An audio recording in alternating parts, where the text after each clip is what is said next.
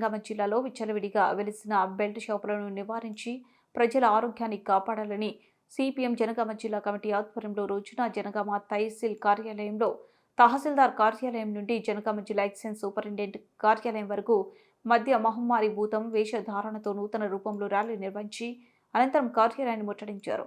ఈ సందర్భంగా జరిగిన సభకు ఈ అహల్య అధ్యక్షతన వహించగా సిపిఎం జిల్లా కార్యదర్శి కనకారెడ్డి, కల్లుగీత కార్మిక సంఘం రాష్ట్ర అధ్యక్షులు ఎంవి రమణలు మాట్లాడుతూ రాష్ట్ర ముఖ్యమంత్రి ఎన్నికల వాగ్దానాల్లో బెల్ట్ షాపులను నిషేధించి ప్రజలను రక్షిస్తానని హామీ ఇవ్వడం జరిగింది. కానీ అది తెలంగాణ రాష్ట్రంలో అమలు కావడం లేదని, దీంతో రాష్ట్రంలో పేద మధ్యతరగతి ప్రజలు ఆర్థికంగా ఆరోగ్యపరంగా తీవ్రంగా నష్టపోతుందన్నారు. ముఖ్యంగా జనగామ జిల్లాలో బ్రాంతి లిక్కర్ వ్యాపారులు సిండికేట్గా ఏర్పడి బెల్ట్ షాపుల ద్వారా జిల్లాలో మద్యాన్ని ఏరులై పారిస్తున్నారు. బెల్ట్ బ్రాంతి షాపులను నిరోధించాల్సిన ప్రొహిబిషన్ అండ్ ఎక్సైజ్ శాఖ అధికారులు మామూలు మత్తులో ఉండి పట్టించుకోవడం లేదన్నారు. ఎన్హెచ్ హైవే 163పై తరచూ ప్రమాదాలు జరిగి అనేక మంది ప్రాణాలు కోల్పోతున్నారన్నారు.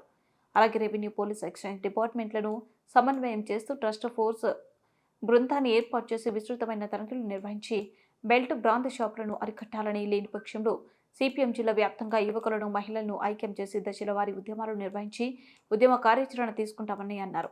ఈ ధర్నా కార్యక్రమంలో సిపిఎం జిల్లా కార్యదర్శి వర్గ సభ్యులు రాపర్తి రాజు, రాపర్తి సోమయ్య, జిల్లా కమిటీ సభ్యులు బూడిద గోపి, కోటెపాక యాకయ్య, ఎండి అజార్, మండల కార్యదర్శి గంగాపురం మహేందర్, గుండుబోయిన రాజు, నాయకులు తూడు దేవదానం, కళ్యాణలింగం, విచిత్ర వేషధారణలో భవన నిర్మాణ కార్మిక సంఘం నాయకులు, పార్టీ కార్యకర్తలు పెద్ద సంఖ్యలో పాల్గొన్నారు.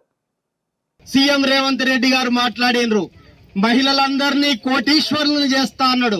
ఎట్లా చేస్తాడట కోటీశ్వరులు అంటే, వచ్చిన డబ్బులన్నీ మన భర్తలు తాగుబోతులై తాగుతున్నారు, వాళ్ళకి అందుబాటు లేకుండా బెల్ట్ షాపులు తీసేస్తా అని చెప్పి అన్నాడు. సంతోషం. కానీ మరి ఆచరణలో ఏం జరుగుతుంది?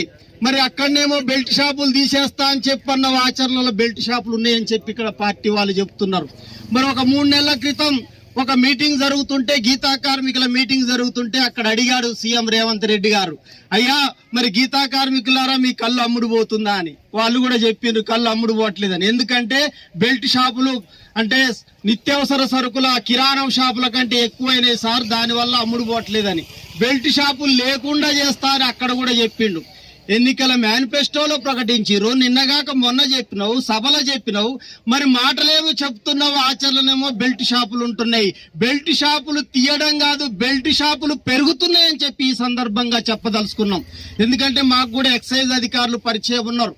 చాలా మీటింగ్లలో మేము కూడా అంటున్నాం, అయ్యా మరి ప్రభుత్వం ఏమో బెల్ట్ షాపులు తీసేస్తా అంటుంది, మరి మీరేమో షాపులు పెట్టుకోండి అని ప్రోత్సహిస్తున్నారట, మరి మీటింగ్లు ఏం చెప్తున్నారని. వాళ్ళు చెప్తున్నారు పైకి నాయకులు, మంత్రులు, ముఖ్యమంత్రులు పైకి బాగానే చెప్తున్నారు, కానీ లోపల మీటింగ్లో మాకేం చెప్తున్నారంటే మాకు టార్గెట్ పెడుతున్నారు, ఎక్కువ అమ్మాలని చెప్పి అంటున్నారట. అంటే మనం బట్టల షాపులకు పోతాం కదా, ఎక్కువ అమ్మితే 2 కొంటే 1 ఫ్రీ అని, అట్లా మాకు కూడా 1 ఫ్రీ ఇచ్చేటట్టు ఎక్కువ అమ్ముడు పోయేటట్టు ప్రయత్నం చేయాలి. ఏ సర్కిల్లో ఎక్కువ అమ్ముడు పోతే వాళ్ళకు ప్రశంసలట, ఏ సర్కిల్లో తక్కువ అమ్ముడు పోతే వాళ్ళకి తిట్లట. సందర్భంగా హెచ్చరిస్తా ఉన్నాం. ఈ జిల్లాలో 47 మాత్రమే లైసెన్స్ కలిగిన బ్రాండీ షాపులు ఉన్నాయి.